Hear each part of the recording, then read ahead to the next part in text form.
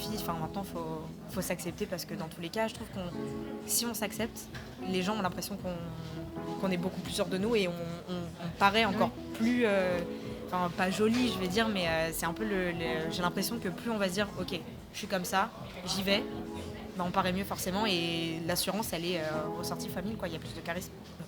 Donc, les gens le ressentent quand on Ouais. commence à se sentir bien dans notre peau. Je pense que les gens le voient et du coup, comme tu dis, on paraît plus joli entre guillemets, mais en tout cas, Rayonnante. Voilà, on est plus rayonnante. Tu as quitté le côté obscur de la force quelque part, on peut le dire.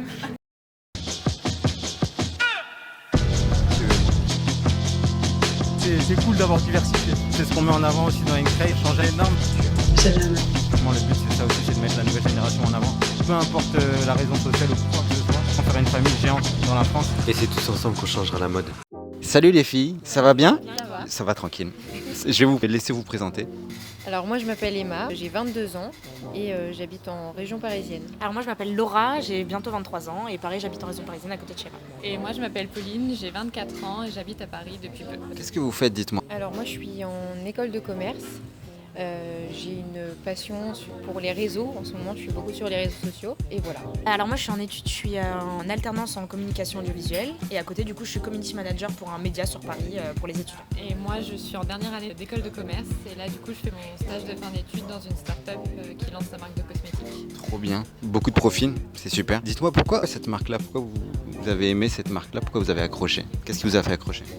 Parce que déjà il y a beaucoup de choix, c'est des maillots upcyclés donc aujourd'hui c'est quand même important de prôner déjà la seconde main et il y a aussi l'aspect body positif que la marque prône donc je trouve que c'est vraiment important, donc c'est ce qui m'a plu chez Deux Pièces. Le côté de recycler des maillots, je pense que c'est un peu l'envie qu'on a toutes déjà eue parce qu'il y a des maillots qui nous plaisent, qu'on ne met plus forcément à nous et qu'on aimerait qu'ils aient une seconde vie et donc pour le coup c'est vraiment le côté positif qui me plaît beaucoup. Je suis assez d'accord avec les filles, puis aussi le côté le fait que ce soit du recyclage, de l'upcycling de plusieurs maillots à chaque fois, chaque modèle va être unique. Et je trouve ça super intéressant aussi d'avoir ce côté, c'est mon maillot, c'est le mien et personne n'aura le même.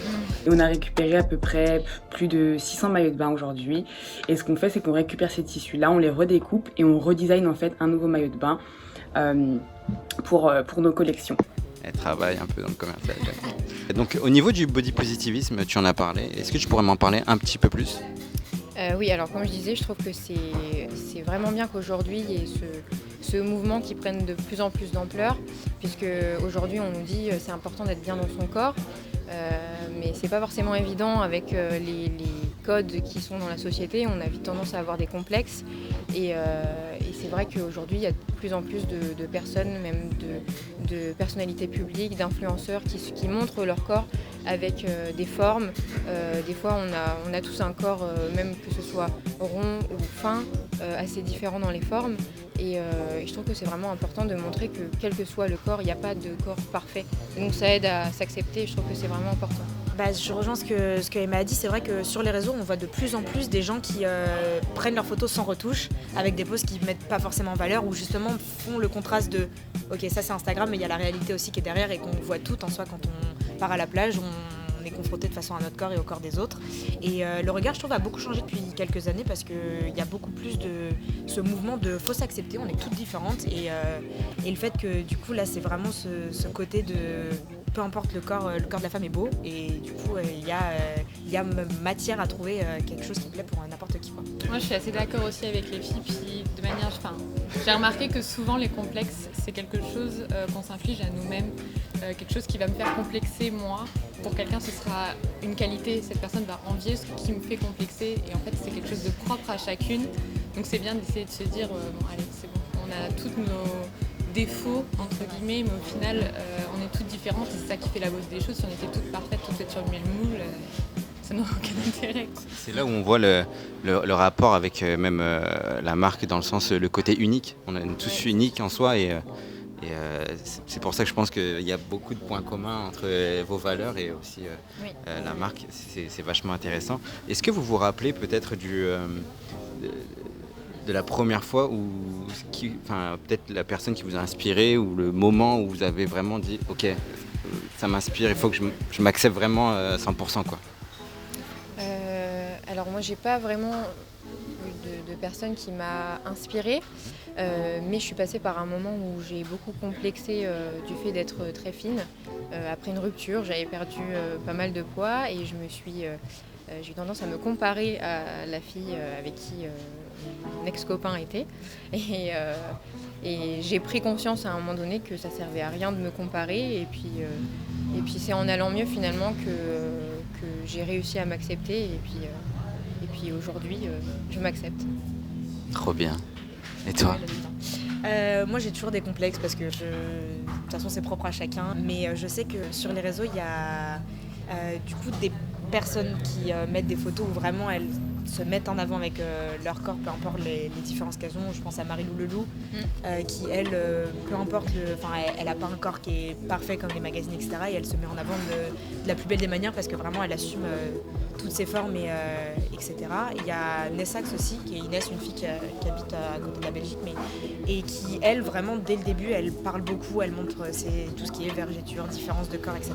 Et en vrai, de voir des choses comme ça rassure parce que au tout début, les photos qu'on voit d'elle sont vraiment parfaites et on se dit, purée, moi aussi je vais être comme ça. Et Instagram, c'est vraiment un monde, Instagram ou même maintenant TikTok, c'est vraiment un monde où on a tendance à beaucoup se comparer. Et du coup, de voir des gens qui, de base, t'inspiraient en te disant, je veux être comme elle, voient des similitudes avec toi, au final du coup tu te sens forcément mieux, donc ça va mieux. Moi je m'accepte de plus en plus, mais du coup c'est plutôt sur la pente montante que l'inverse. T'es sur le chemin, c'est bien, c'est super. Je la rejoins un petit peu aussi dans le sens où il y a encore des choses que j'ai du mal à accepter, mais le fait de voir de plus en plus de femmes sur les réseaux sociaux qui osent se montrer. Par exemple, j'ai une amie qui s'appelle Elina Rose sur Instagram. Elle a plus peur, elle montre justement ses bourrelets, elle va montrer sa cellulite, elle va montrer ses vergetures, elle va montrer ses poils disgracieux. Elle a plus aucune gêne à ce niveau-là, et du coup de la voir tous les jours faire ça, ça m'inspire et je me dis bah ouais, moi aussi en fait je peux le faire. Et c'est un travail sur la durée, mais du coup petit à petit on y arrive doucement. Et comme tu dis, je pense que tu as raison sur le fait qu'il y a les choses où toi tu vas complexer, il y a des gens qui du coup, eux ne vont pas du tout complexer, vont t'envier, et à l'inverse, toi tu complexeras peut-être pour des trucs que eux du coup ont. Et du coup, je pense que de voir et t'assumer, ça va permettre à des gens de derrière s'assumer eux avec leurs complexes à eux et que toi tu n'as pas forcément quoi. Donc, franchement, je suis hyper fier de vous, de votre démarche, et que ça encourage énormément de femmes et de personnes à s'accepter, d'être sur le chemin, de ne pas se sentir seul. C'est ce que Incraze aussi veut faire, être dans l'inclusivité. C'est ce qu'on a montré aussi en parlant avec, par exemple, la dernière fois, Baptiste Gabliconi au Catwalk, où justement il a parlé de ça parce qu'il y avait un Catwalk avec des étudiants et il y avait des mannequins, des modèles qui étaient pas dans les standards et qui s'acceptaient complètement. Et en fait, ce qu'il a dit, c'était que ça fait du bien de voir que tout le monde peut faire ça, et ça rend aussi bien parce que ça donne une nouvelle perspective sur comment le vêtement peut s'adapter, comment il est aussi beau sur une personne qui est différente, quoi, tout simplement. Qu'est-ce que tu as pensé des jeunes mannequins? Je trouve que le casting a été plutôt bien fait. Il y avait une homogénéité, il y avait vraiment c'était bien homogène, et les profils étaient aussi, voilà. C'est important aujourd'hui de pouvoir s'identifier à différents profils. Il faut arrêter un petit peu le côté stéréotype, mannequin, etc. Et je trouvais ça hyper intéressant. On a même, j'ai l'impression parfois, on se rend plus compte du vêtement et des détails, etc. sur des profils un petit peu plus normaux, je dirais. Donc c'est cool d'avoir diversifié. Je suis d'accord avec toi, c'est ce qu'on met en avant aussi dans Incraze. Changer peut-être un petit peu les normes par rapport à ça, libérer un peu l'esprit par rapport à ça. Les vêtements sont faits pas pour être portés que par des femmes qui ont un physique cintre, comme on dit dans le modèle de la mode. Il y a des femmes qui vont avoir de la poitrine, des femmes qui vont avoir des hanches, qui vont avoir des cuisses, des fesses, tout ça. Et on n'est pas toutes faites sur le même moule, quoi. Et c'est bien de voir qu'un même vêtement peut très bien aller à des dizaines de femmes, quelle que soit leur morphologie, quoi. Et maintenant, ça casse les codes aussi. On avait à la base les catwalks, c'est la femme fine, la femme parfaite égale fine, alors que non. Voilà. Aujourd'hui, on sait que c'est pas ça et que je vais répéter la même chose, mais oui, aujourd'hui, les vêtements peuvent aller à n'importe quel n'importe quelle morphologie. Vous pensez quoi des réseaux sociaux ? Est-ce que vous pensez aujourd'hui, en 2021, est-ce que c'est bénéfique ? Justement, on parlait de comparaison, tout ça, qu'il y a les deux sides. Le fait de, justement, ça peut être inspirant, et que d'un autre côté, il y a l'effet comparaison qui prône aussi. Donc, qu'est-ce qui, pour vous, est le plus majoritaire aujourd'hui dans le réseau social ? Est-ce que c'est les comparaisons ou est-ce que c'est plus l'inspiration qu'on peut y trouver ?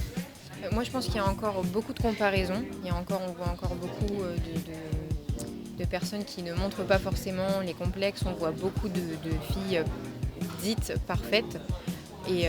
Mais par contre, avec le mouvement justement du body positive, on voit de plus en plus de femmes qui arrivent à assumer leurs complexes, leur forme, leur vergeture, les poils disgracieux.